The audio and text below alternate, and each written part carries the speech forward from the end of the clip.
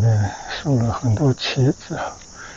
给人一种古色古香的感觉。但其实呢，都是各个乡、各个村，他们龙舟队的队旗。这条河道还是很美的。这个骑行，除了天气比较热以外，其他没什么毛病。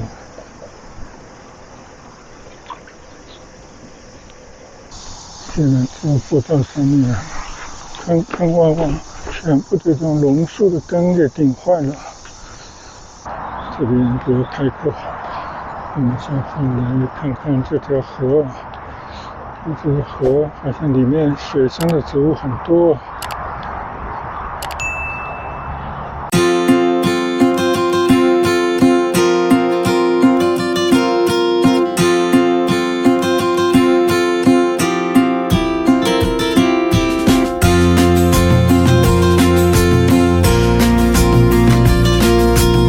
嗨，大家好。上午原本是要出门的吧，结果等我想出门的时候天就黑了，结果就是一场暴雨。现在已经是下午时分了，天气呢依然是有乌云，但是我看天气预报啊，未来的几个小时似乎是不下雨的。我们就还是出来骑行一下，趁着可能短暂的几个小时吧。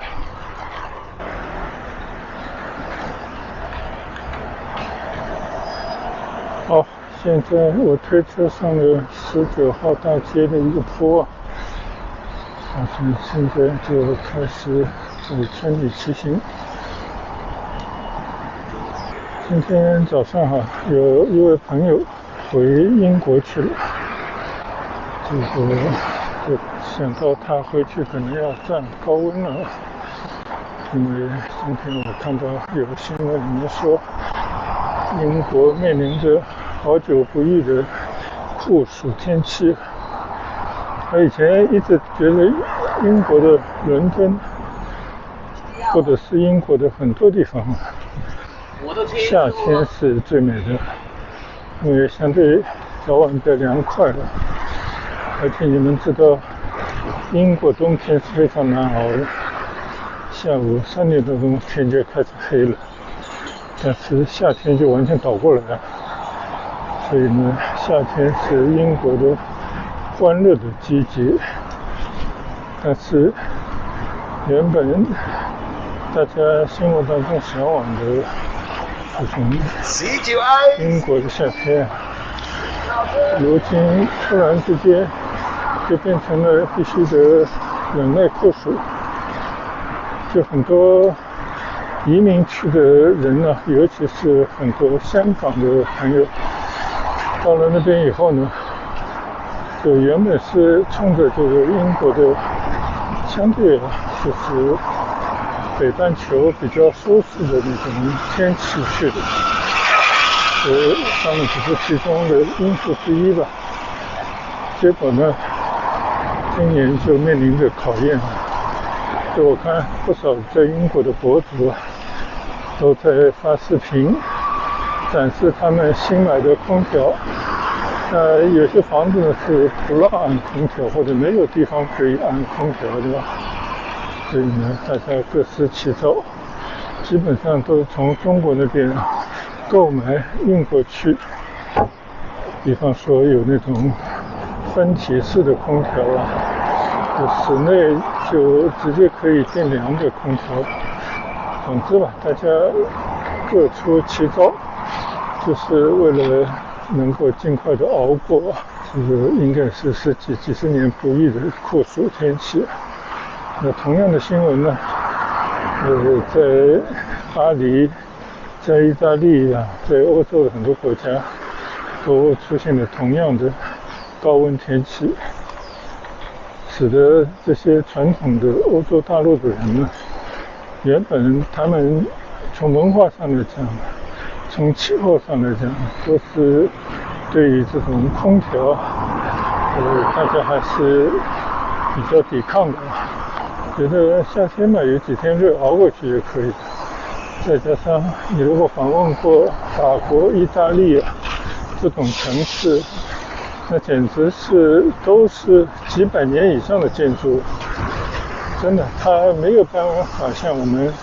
新的建筑那样提前都给你布好了空调的管道，从哪里进哪里出。像这种欧洲的几百年的房子，它要改造是要经过层层审批，就古代人也没有这种装空调的预见，所以呢，他们的房子自然就是基本上来讲，就有点像进到瓷器店你真的要特别小心，不可以随意的改动。所以这也是他们有很多的立法，就规定了这些房子在装修的时候有很多的限制，当然也是拜这些限制所赐，所以欧洲的房子才可以维持的那么古色古香，修旧如旧就能够呈现一两个甚至几个世纪以前的街道的面貌。但是呢，你有这样的保存的需要，那肯定也是要做出一些牺牲。比方说有些街道就会比较狭窄，那你想几百年以前谁也没想到后来的世代每天大家都是离不开汽车。那现在欧洲这些小街小巷里面你要停个车那真是要命的事。所以这就是为什么欧洲这些街道上面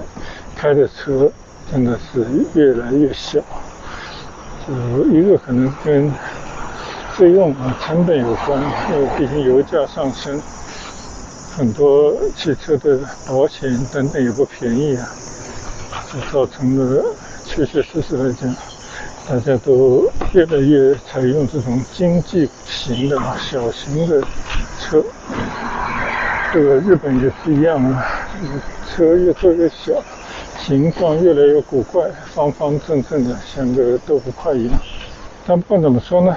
这种恶劣的天气突然变成高温的天气我相信以后在全世界范围应该会此起彼伏的。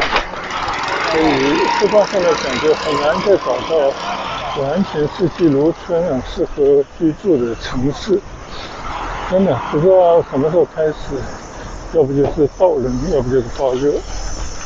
这个是现在真的让大家吃不消。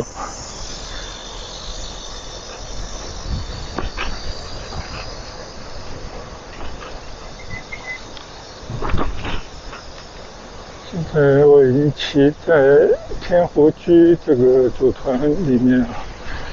看到你看地上已经洒满了阳光了虽然这个天上还是有一些乌云，那就更加坚定了今天下午几个小时以内因为应该是不下雨的，所以呢老马识途，我就准备从天湖居那边骑出春区到村外去随意的骑单所以说要去到哪里其实也无所谓，就到这些地道河边，要不就什么村里随意的去骑一下。谢谢。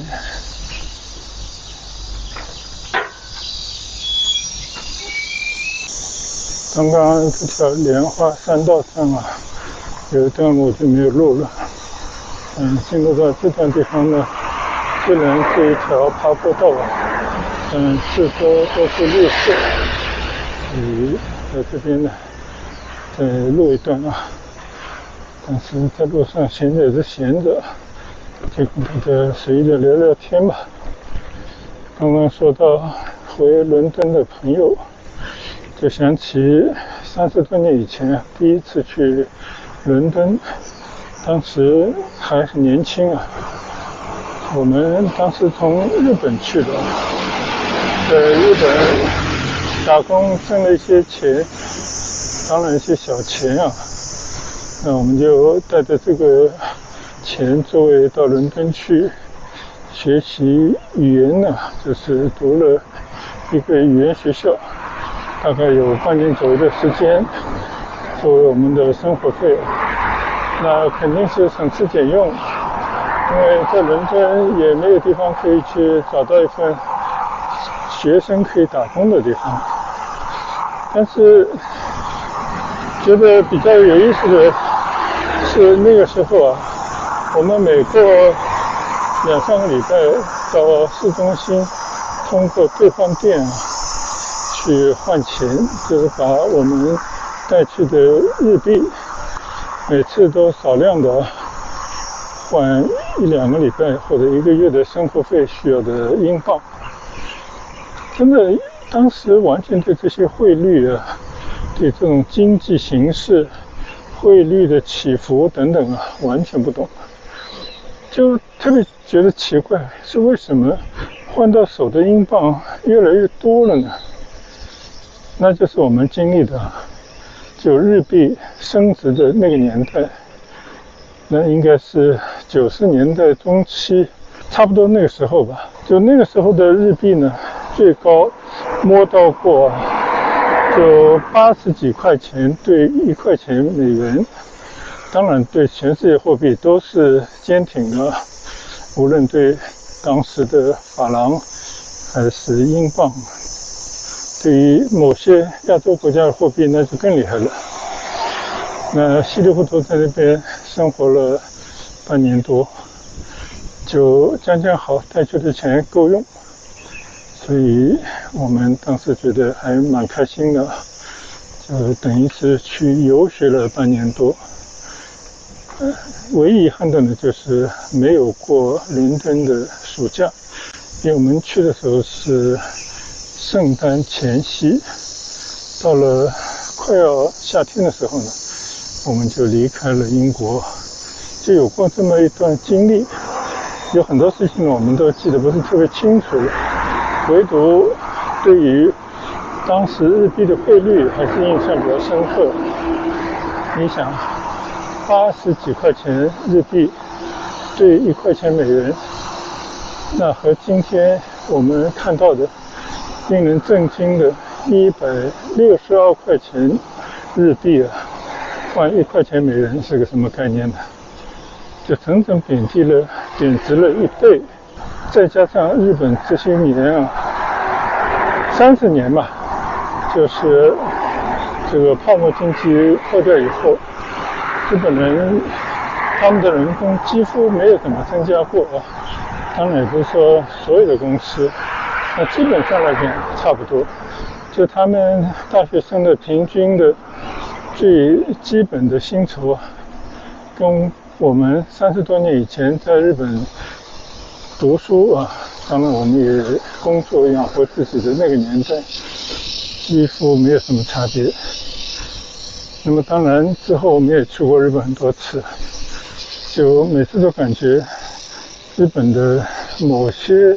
进口的东西是其实比以前是变贵了。但是日本人呢都成了躺平大神，就很多人呢不买房甚至有很多也不要孩子，然后大家就是量入为出，赚多少钱花多少。所以他们整体的经济水平还是相对于邻国还是偏高的所以一年过年过节的时候呢，到邻国去走走旅游一下就总之吧，就是还日子过得可以。但是最近1-2年呢，明显的发现日本的通货膨胀越来越高，因为它的货币可兑换性对美元、对欧元等等都在贬值，所以他买很多东西呢，就必然而然要花更多的钱。那么这些羊毛出在羊身上的把戏，再拿回来都是一样的。所以现在日本人哪怕到外面去吃餐饭都会觉得有压力那理所当然的钱不禁花了嘛。虽然因为日币的贬值吸引了很多国家的游客到日本去旅游，那确确实实给日本旅游业带来的收入还是不错的，但是日本老百姓并不感到开心，一个是来自世界各地的游客，他们的文化和日本的文化还是有很多出入的地方。那日本人养成的这种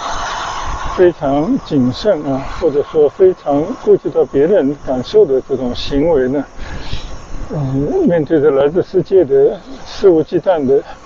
在那里大声说话这样的人们，就他们感觉到日本的安宁被破坏。那更要命的是，形成了这种反差，就那些游客在日本觉得日元便宜，他就很爽快的购物消费吃东西，那日本人却在节衣缩食你想这种反差让人心里头肯定会产生很多这个不愉快。这也是为什么现在日本这个社会他们甚至呼吁政府要控制国外来的游客。其实我觉得也是一种心理作用在作祟的，可能是不平衡造成的。那不管怎么说吧，这就是目前谁也没有想到的，作为一个经济发达的经济体，就日本确确实实还是保持着一个比较发达的经济体这样的称号。那同时呢，又是全世界大家觉得资本或者说金融避险的一个国家，因为长期以来大家都觉得日本是一个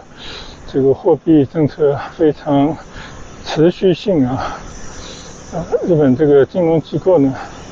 也非常的稳定，从来没有听说过放在日本银行里的钱会出问题。那更不要说世界上有一批投机这个投资我觉得跟投机也差不多，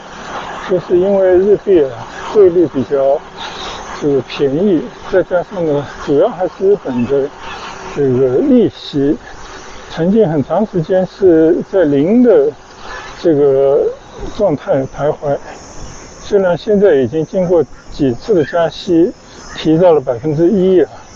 但是比起那种欧美很多国家，那还是有好几的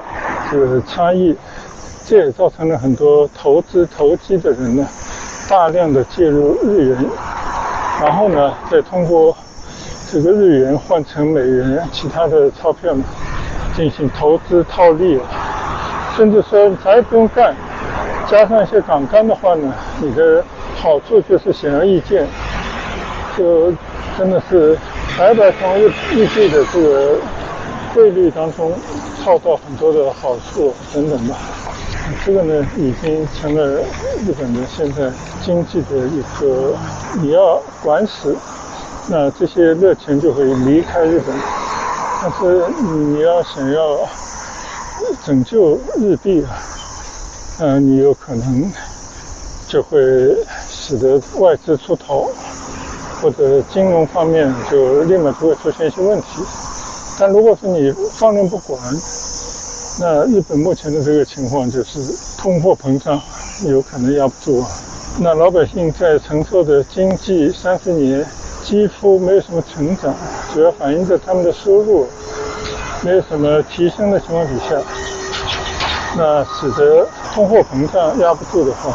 那就非常的糟糕。总之吧，就是一些两难的境地。这就是在路上随意跟大家闲聊而已。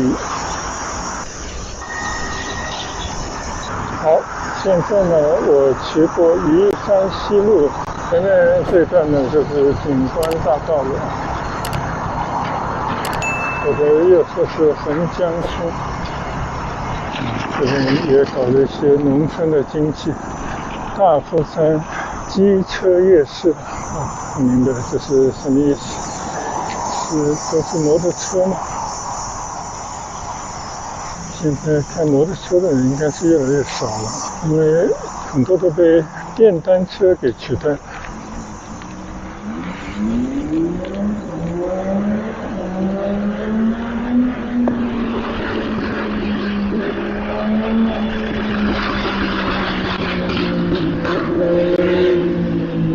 说到摩托车，就有人开着摩托车过来。其实现在经济呢都是对那些以美国为首的大的企业，尤其是那种高科技产业 AI 或者芯片、网络等等这些东西拉动。但是对于一般的工业或者是商业，其实并没有什么特别大的发展，是一种比较虚假的繁荣。你可以看到马斯克的 SpaceX 上市 IPO 就市值一下冲到2万多亿，那什么概念呢？其实这个背后就实际上有人说是一种庞氏骗局，但我并不认为它是一个骗局，只不过就透支了未来10几20年的这种可能性但是在这个市场的推动底下，就不断的冲高。当然了，希望它能够维持更长的一段时间，因为毕竟它会制造很多有钱人。很多人呢，现在就是他的资产增值不是靠传统的房地产，而更多的就是靠这些高收益这种股票。我觉得在一段时间之内呢，应该还会持续。虽然说这个市场上已经有人不断在提醒了，恐怕这个泡沫终会破的。那大家30多年以前，日本泡沫经济，当时的日本整个社会都弥漫着一种舍我其谁，甚至要把美国的所有的房地产都买下，这种豪情壮志，但最后都沦为笑柄，使得那种莫名其妙最高的原本不需要买房或者不需要加很大杠杆去买房的人，这个20-30年都在不断的还房贷，甚至很多人这一辈子的幸福就交代在这个上面了。这是一段非常痛苦的经历，但是人永远都是好了伤疤忘了疼的。不要说其他国家，即便是现在日本，股票也在不断的冲高，又有一批人呢，就跟当年差不多35年左右的以前的那批日本人一样，就觉得这种不断的冲高是一直会持续下去。等到他赚到大钱的时候，不要说买房子，就在世界各地什么样的好的地段的房子他都买得起，就那种感觉。所以很多历史呢可能都会重演的。所以在这种比较剧烈这个经济有可能产生动荡的年代，大家还是要做好准备你要不就见好就收，要不就是你有相当的资金放在一个比较稳妥的口袋里面。如果全部压上，并且加高杠杆，那暴富的可能也是你。但是出现问题的时候，那你可能一夜清零。那这种情况呢，在加密货币市场就是屡屡在发生这样的事。今天我偶然看了一下说这个比特币已经到了6万以下，甚至破了5.8万了。这个是几年以来的新低。就大家知道，比特币最高的时候呢，冲过12万多一枚并且很多人豪情万丈，觉得比特币将来100万一枚肯定是指日可待的。我不知道这底气何来，就很多人都冲进这个市场，有很多的交易所呢，它可以拆分比特币，就比方说，甚至你1块钱的代用币就可以去买很小份额的比特币。那当然，比特币的这个市场里面每天听到最多的就是又爆了单了又多少人就输掉了这个保证金。因为呢，大家肯定都是开杠杆的，而且有些杠杆开得很厉害。就是那个赌牌上赌桌上的赌牌是一样的，所以这个实际上并不是一个特别好的这种情况吧，就说明现在和平年代很多年轻人，因为他一出生开始就没有过口日子，然后呢，他的起点很高，就是希望说能够过更好的生活，甚至可以暴富，向富豪看齐。也不是说不可能，因为其中的1/1000的人或者1/1000的人确实赌赢了，过上人家羡慕、嫉妒的这种生活。但是以普罗大众而言，没有一个穷人是很容易成为富豪的。这个事情大家还是要特别当心。所以我们觉得说，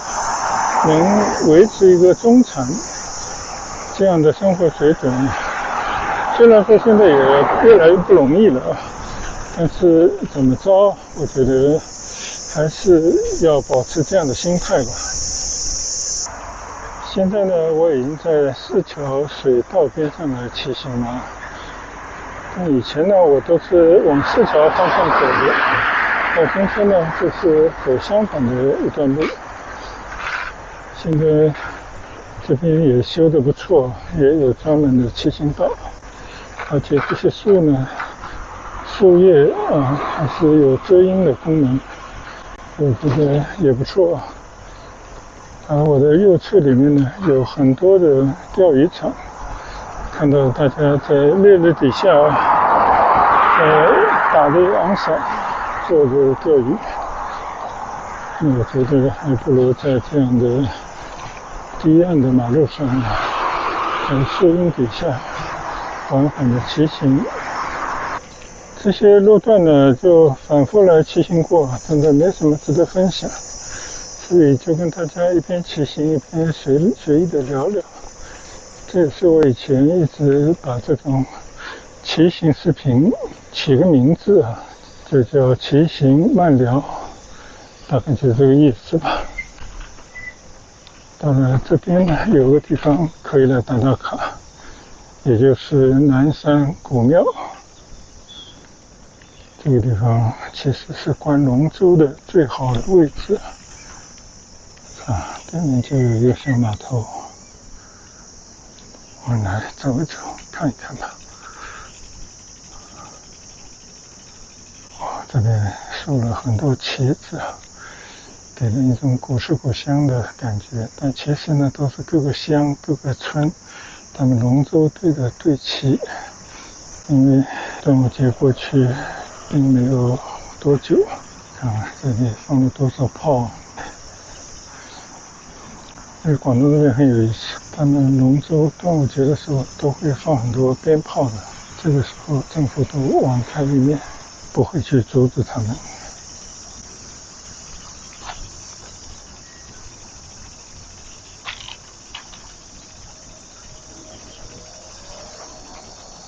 其实这个南山古庙说是古庙，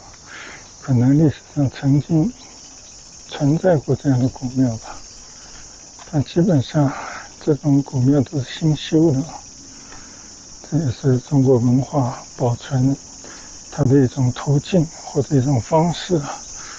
就有些朝代兵荒马乱的，或者意识形态有问题，就会把以前的东西都砸掉。你看我们年轻时候经历过的破除施救就这么回事，但是现在呢，又悄悄地把它恢复起来。只能说中国文化这种古老的生命力还是非常的顽强的。好，我们现在骑到河边去走走。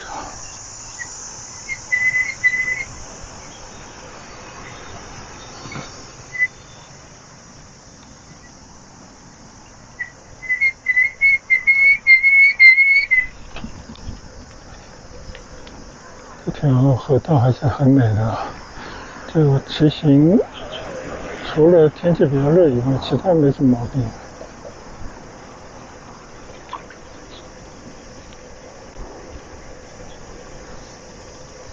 在河边的小镇上骑行，总会遇到不少人在这边钓鱼，这也是我一直百思不得其解啊。就是你换得时间、精力，并且承受着这种日晒雨淋的，它的产出真的是有限的，就它的经济上其实没什么可取的。那只能解释说，它这也是为了一种心情啊，或者就是觉得这种状态能够让自己觉得比较心里头舒服愉悦，就跟我们骑车似的啊。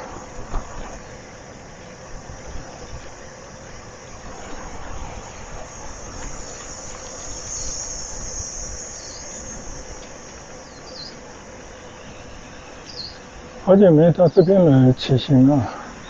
大家可以来看一看。现在直接骑过去呢，就是平山冲，当然这边也称之为四桥水道。然后我正对着那边呢，分叉出去的叫龙湾冲，那这个地方呢称之为龙湾湿地。我们一直骑出去呢，然后就可以去到紫泥河，过紫泥河啊，过了紫泥大桥呢，就到紫泥岛上。我们都骑行过无数次了。所以今天呢，我们就在四桥水道这边随意的骑一段。那这一段呢，确实好久没有这么来骑过的地方。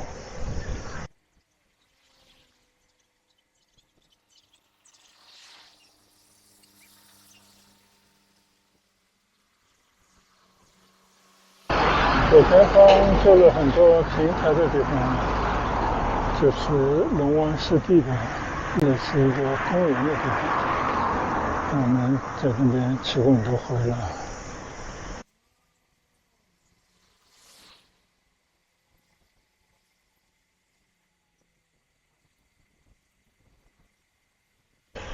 哦，这一段有大树遮阴，凉快很多。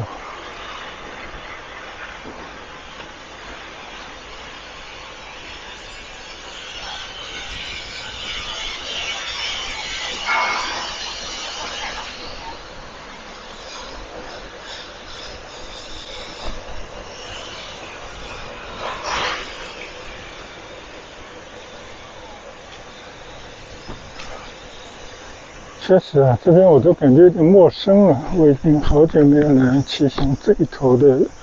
平山冲水道，也是四桥水道了。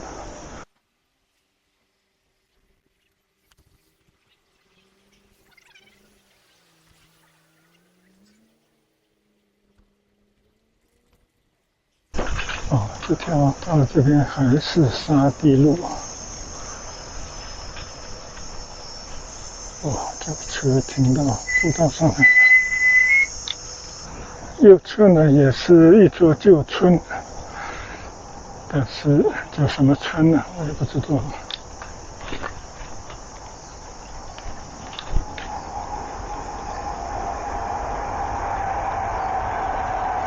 这个地方也有2艘船，就是那种水上人家啊，不止2艘，并排的2艘和前面还有1艘。这个我们在四桥水道四桥那边啊，常年停着2艘这种水上人家，我也是真搞不清楚啊，他们是没有这边土地吗？但是还是自己选这种生活方式。哦，前面的高架桥上一列高铁刚刚驶过。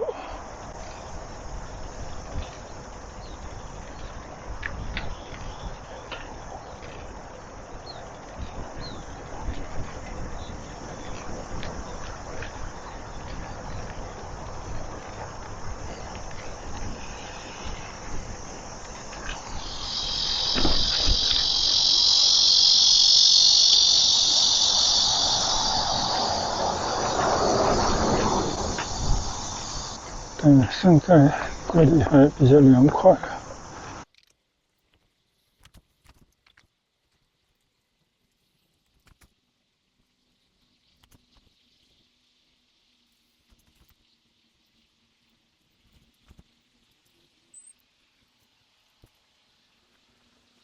现在我头上方的就是刚刚高铁经过的这个高架桥。前面还有一座大桥，上面写着东兴高速南三峡大桥，这边合称很多高铁桥、高速路的。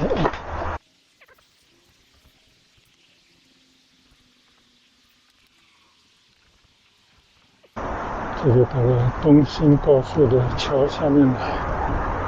你看看这个路面啊，损坏的多么的厉害啊！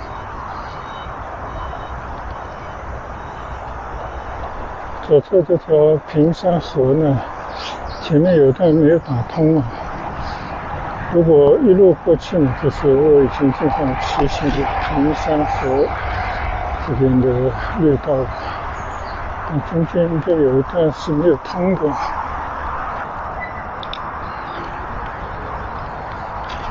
但是我们还是可以回到河堤上来推车往前走一走。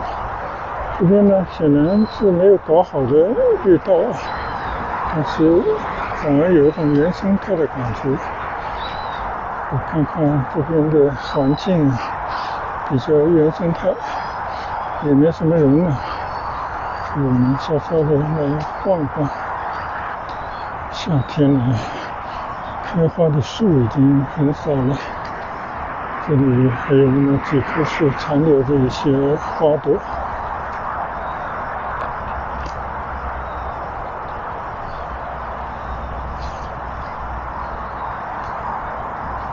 这边比较开阔，我们下次来看看这条河。这个河好像里面水生的植物很多。稍事休息我们继续出发，继续在沙地路上向前骑行。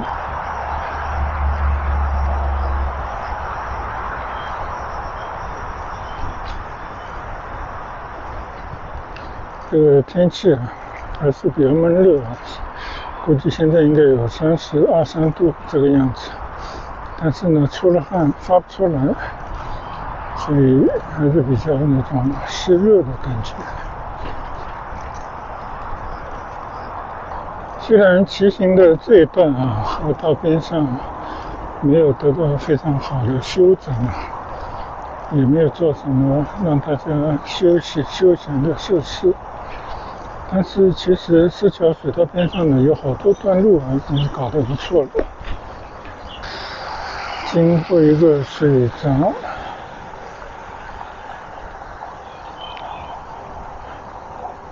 看来上午这场雨下的还蛮大，路上还积了一些水看这个天色这1-2个小时以内雨应该是不会下的，出着太阳。